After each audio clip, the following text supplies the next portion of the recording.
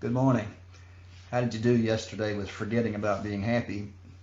I'm guessing not totally, because you kind of came back today to talk more about being happy. So I understand that. I'm still talking about it, so I understand our focus on that. While we're talking about how you've done with previous things, how did your quarantining complaining go? How did you manage to do with getting rid of all the complaining? How are you doing on seeing the good in every circumstance and seeing the good in every person?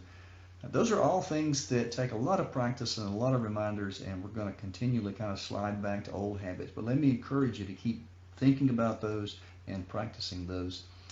And this morning, kind of a corollary to yesterday, let's talk a little bit about how we find contentment with a new way of thinking. Several days ago, we talked about how many times in Philippians, in Paul's letter, he uses the word joy, and he also uses the word thinking or mind or attitude a lot.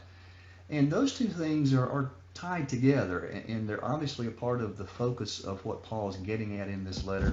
And so we talked more about joy perhaps than we have the thinking, but again, they're connected. So let me share with you something from Philippians chapter 2. This is probably familiar to a lot of you. Your attitude, Paul says, should be the same as that of Christ Jesus.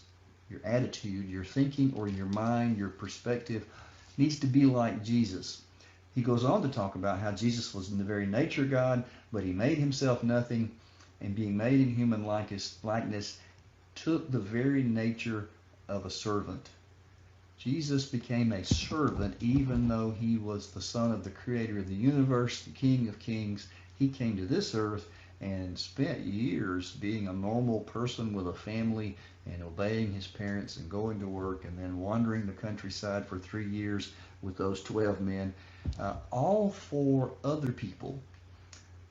The model we have for how to live life is all about forgetting about yourself. And you may be thinking, well, what's that got to do with being content or happy? Well, again, Paul was modeling that and had found the secret, and his whole life was focused on his ministry as a follower of Jesus, and it was in that and in what it did for other people that he found his joy. But let me give you a little more practical, concrete example. Let's suppose you're having a really rough day, week, things have not been going well, people are at odds with you, and you're feeling pretty down, and you've had a rough day at work or school, and you're finally coming home. And as you pull into your driveway, you see your neighbor's house on fire, and he's got a garden hose out and trying to put it out, and you rush over to help. And so between the two of you with garden hoses and some shovels and just fighting away at this thing, a couple of hours go by, and you've managed to put out this fire. In the middle of all of that, what happened to all of your troubles? What happened to all of the things that were weighing you down? Well, you've probably had similar experiences where you got so caught up in something you forgot about something that hurt, or you forgot about something that was bothering you. When we pour ourselves into serving other people, doing for other people, taking on a mission that's bigger than ourselves, God's mission, God's purpose, any of those kind of things that take that focus off of self, give us the opportunity to be happier, to be more content, because we stop thinking about what we may be unhappy about. So let me encourage you today, do some simple things to serve somebody.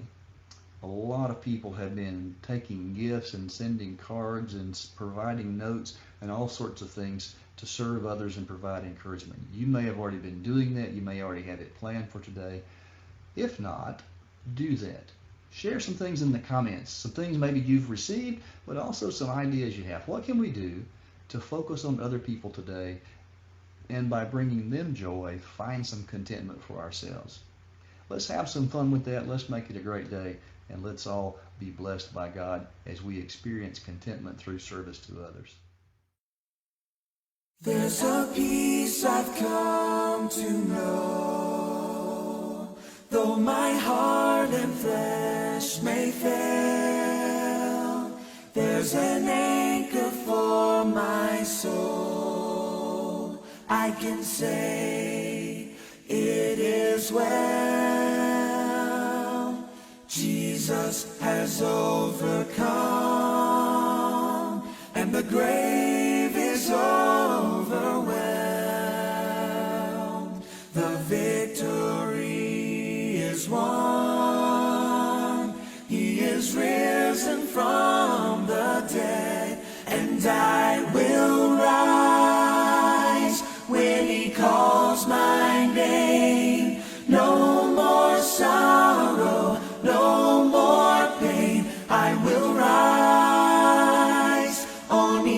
know